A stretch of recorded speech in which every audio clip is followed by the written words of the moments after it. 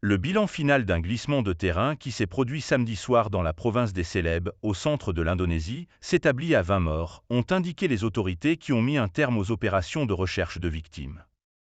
De fortes précipitations ont provoqué des glissements de terrain dans 2 villages du district de Tanah Toraja, dans la province des Célèbes du Sud.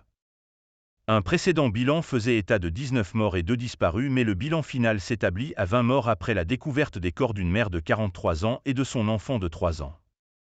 L'équipe de recherche et de sauvetage a découvert les victimes non loin l'une de l'autre. Les victimes étaient une mère et son enfant, a déclaré lundi le chef de l'agence locale de recherche et de sauvetage, Mexianus Becabel, dans un communiqué. Avec la découverte des 2 dernières victimes, il a été mis fin aux opérations de recherche, a ajouté M. Becabel. Les fortes précipitations ont érodé le sol sur des zones résidentielles situées à flanc de montagne, provoquant des glissements de terrain qui ont enseveli les maisons des habitants. L'Indonésie subit de nombreux glissements de terrain pendant la saison des pluies et le phénomène a été aggravé dans certains endroits par la déforestation. Au début du mois de mars, des inondations soudaines et des glissements de terrain sur l'île de Sumatra ont tué au moins 30 personnes et des dizaines d'autres sont toujours portées disparues.